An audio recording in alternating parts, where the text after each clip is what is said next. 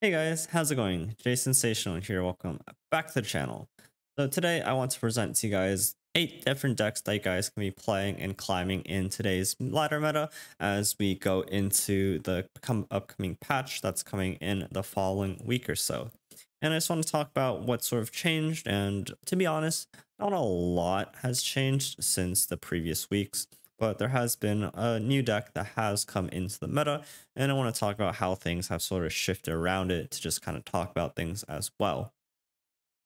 But I think no meta is complete without having to talk about Mono Kaiser being the top and most represented deck within the meta right now. Not only does it sport a proud of 15% win rate, but it also has 15% play rate. It also has a phenomenal win rate to kind of back it up, making it one of the most consistent, most played, as well as strongest decks right now in the meta. I feel like it's easy to pick up and it does very powerful things without needing too much effort into making your plays. And the reason why it's not only so strong and so consistent is the fact that I do have playing Kai'Sa into like a Blinding Assault or another scout unit like Green Fate Warden on board to give Kai'Sa scout plus challenger or whatever other keywords it may be at sort of burst speed, maybe have supercharge as well to give it that spell shield and just create a very big threat. With cards like Hourglass for negation, Ranger's Resolve, there's very many ways of protecting Kai'Sa, and it makes it very difficult for your opponent to interact with very easily. Because you're in Shima and because you're only running Kai'Sa, you have 3 copies of Ride Negation, which essentially guarantees you drawing a Kai'Sa on turn 5. I've seen very few games where my opponent doesn't have at least 1 Kai'Sa, if not 2, so they can use Supercharge on Kai'Sa on turn 5, just present a very powerful threat. Now, even outside of that, the way the deck has been built, you're able to actually hit Evolve pretty okayishly on by turn 3, which of course can be just very powerful. Make your Voidlings a 3/3 and your Belvethy Elders a 5/3. So it's just a very solid way of applying a lot of pressure. Now, lists have been varying quite drastically, depending on what sort of meta you are playing. Some people are opting to add Void Abomination at the 8 drop as a sort of late game finish. But right now, with the popularity of Powder Pandemonium, which I will cover in a few decks over. This deck has been built a little bit leaner in order to kind of compensate. You have Radiant Guardian being the top end, and you have a lot more 1 to 2 drops to kind of compensate and needing early blockers in order to stem any sort of aggression off of the deck. But that is going to be Mono Kai'Sa, the most played and one of the best decks right now in the meta. Going forward, I think the second deck that it would be incomplete to mention would be Bard Illaoi. This deck hasn't changed one bit since, I don't know, since the coming weeks, and it still remains one of the best decks right now simply because of the fact that Bard levels very quickly in this deck with the spawns off of the tentacles, and then being able to just buff up your board to a state where most decks just really can't deal with is very powerful.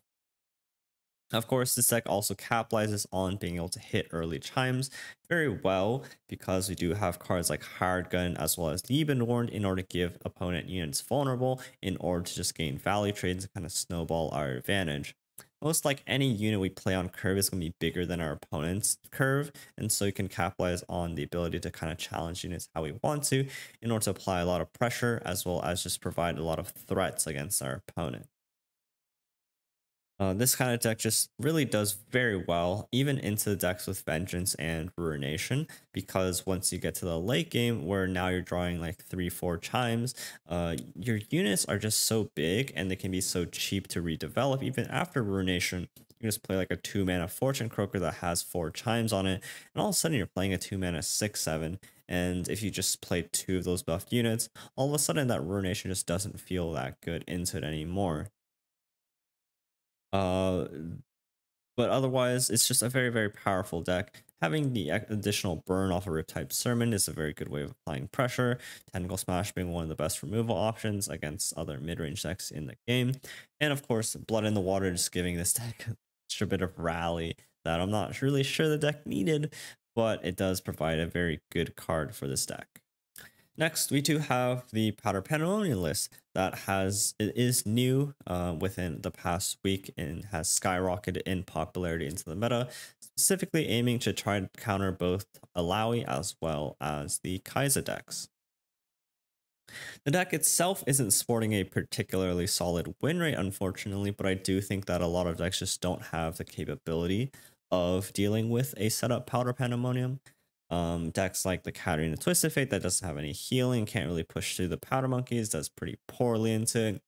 For the most part, I think on paper, Kai'Sa doesn't do great into it, but I've heard different stories of it. And this deck has the ability of beating down the Bard decks if they can apply enough pressure early on and just get the chip damage through before they get that big tentacle with Illaoi swing in. But this deck is very, very cool because it does utilize all the plunder mechanics as well as cards like Monkey Business and Pandemonium to chip down your opponent slowly until you can set up this white Powder Pandemonium board and then just challenge down your opponent's board or just get some chip damage through and then burn down your opponent. But again, I think just a lot of decks just don't really have the capability of dealing with it, which makes it, I think, pretty strong, but it isn't quite reflected in its win rate, which I think is a little bit surprising. Maybe some people haven't really caught on to how to best pilot the deck, but overall, I still think it's a very solid deck given the popularity of decks like Kai'Sa and Bard Illaoi, although I think that matchup is slightly worse for you. But it's a really fun deck, so I would recommend you guys try it out if you guys haven't played it before in the past. So next, let's talk about the most polarizing matchup for the mono Kai'Sa player, and that is Jhin. Jhin is probably the best aggro deck to beat Kai'Sa right now. It's probably the best matchup, or rather the worst matchup for the mono Kai'Sa deck, and that's simply because you just go so wide so quickly, and you have cards like Solari Sunhawk as well as Stagehand in order to stun any sort of blockers out of the way. It just races down your opponent super fast. It forces them into awkward trades where you have the Tusk Speaker, which is already a 3 attack unit, and if they play a Broadwing and they want to block with it, then you're just trading down, and just so efficient at forcing down trades from the opponent. With the stuns, as a mid-range deck, you're only playing 1 to 2 cards a turn and being able to stun lock the entire board for the turn that they play it. Just again allows you to push more damage. They're forced to be more reactive, and then you're able to play burn on top where they probably don't have red negation mana saved up. Just a very, very powerful deck right now because it does beat Kai'Sa very, very hard, but I think it also just does beat Thralls for the most part and some other decks out there. Honestly, probably does decently into the Bard Illaoi deck if they aren't able to get a couple early chimes going off, just because it can apply a lot of pressure, but that matchup might be a little bit trickier. The deck overall isn't like the best. It did die off very, very heavily last season, and it's only really coming back just given how good its matchup tables are. But if you're in the mood for some aggro, this is probably the best deck to do it right now in today's meta. Next, we have Katarina Twisted Fate, which is basically any Twisted Fate, but people realize that Katarina is just a lot better for what the deck wants to be doing. Not only does Katarina generate Blade's Edges, which only get compounded with Ravenbloom Conservatory as well as Tybulk, but having the pressure to rally turn after turn, having set up like a Tybulk with even like a Mariah Warden on board just makes it for a very, very big threat, but overall just adds extra redundancy, giving you those extra blade edges to damage your opponent's cards, set up flocks, to set up other cards, just ping off units is very, very powerful. The deck itself hasn't really changed much. The deck just really aims to grind out your opponent because you have Tybulk, because you have a lot of draw cards, even Riptide Rex to kind of close out the game. This deck actually does pretty decently across the board. It has okay matchups into both Kai'Sa as well as Illaoi, although not superb in either direction necessarily, but under the hands of a good pilot, it definitely has legs to beat both matchups. Overall, it's just a very even kind of deck, as well into a lot of different things. Some things not so much, maybe not the greatest into other things as well, but under a very confident player, I think this deck does do pretty well into the most part, people have just realized that Katarina over Annie just makes a lot more sense. And it's really cool to see how Katarina is being utilized in more decks, especially as a 3 of and not really a splash card anymore. But definitely a very, very strong candidate for today's meta as well. And to round things off for the 6th deck, we have Thralls, which does, again, very, very powerful things. Deck, again, really also hasn't changed much, but actually does very, very well into the Powder Pandemonium list because you have Right Negation, because you have Avalanche, because you can get a tough Nexus off of Lysandra, because you have Sansa Time. You just have so many different ways of dealing with Powder Pandemonium that this deck's win rate has also gone up in the past few days as well. Even into Kai's, you can get to 5/5s, maybe even 3 5/5s down by turn 5, turn 6, depending on when you have the attack token, when your opponent has attack token.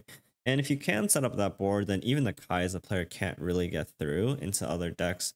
You do pretty well, and has just been showing up very, very solidly again in the meta. Thralls has always persisted. Not a lot of counters to Thralls has sort of been getting put down by Kai'Sa. So I think that Thralls can be striving a little bit harder right now. It's good into Shadow Isles, good into TF Katarina, and good into Powder Pandemonium. Makes it pretty well rounded again for the top decks in the meta. So I just want to round things off with 2 honorable mentions. The first one coming in is Darkness, which is it's very, very interesting to me because this deck did die off for quite a bit. Its win rate isn't phenomenal again because Shadow Isle decks overall kind of struggle into the Kai'Sa matchup. Now this one is running Mini Morph instead of Vengeance, so it is an instant way of dealing with Kai'Sa, but if they put Spell Shield onto it, then you're going to kind of struggle a little bit as well. The fact that Mini Morph isn't also killing Kai'Sa but turning to 3/3 just isn't quite the same tempo swing if you are able to pull it off. But the reason why I think we are seeing a bit more Darkness or just other Shadow Isles control decks is Withering Wail is just so good into the Powder Pandemonium decks. It's absolutely clearing their board and healing 3. It's a very, very good way to shut that down. Also with Katarina TF, this sort of deck can easily outgrind that deck because this deck is just built for a lot of value, built for a very late game grind, and I think does pretty well into that matchup as well.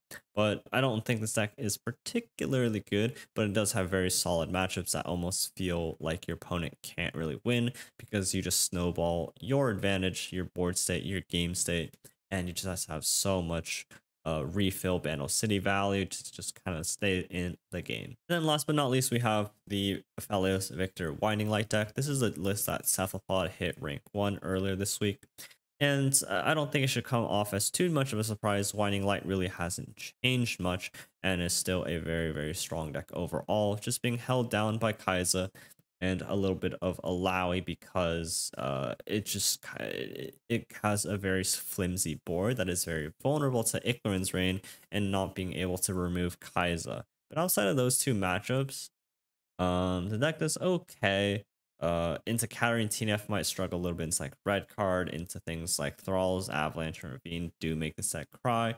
But overall, it's just very, very well-rounded given the fact that you're just playing Aphelios Viktor, 2 very strong champions and Winding Light. Again, with a very high level player, this deck can do really well. And overall, into all the other random stuff that you might see outside of the top meta decks, again, you just do very powerful things on your own. This deck has been suffering a bit since the popularization of Kai'Sa, so that's probably why you haven't been seeing this deck very much this season around, but still has the legs of doing well and has the capability of even hitting high ranks such as rank 1. So I'll leave it up to you guys to figure out what decks you kind of like, what decks you might think to do well. Let me know what kind of decks you've been playing and have been performing for you guys. There are some decks like Deep that some people might abide by because Deep has been performing pretty well in tournaments, maybe less so of a ladder deck. I still like Katarina Twisted Fate, or sorry, Katarina Yasuo. But please do let me know what you guys have been finding success with, and I'll leave it there for today's video. Thank you guys so much for watching, and I'll catch you guys tomorrow for Jeopardy. So peace out, guys, and take care.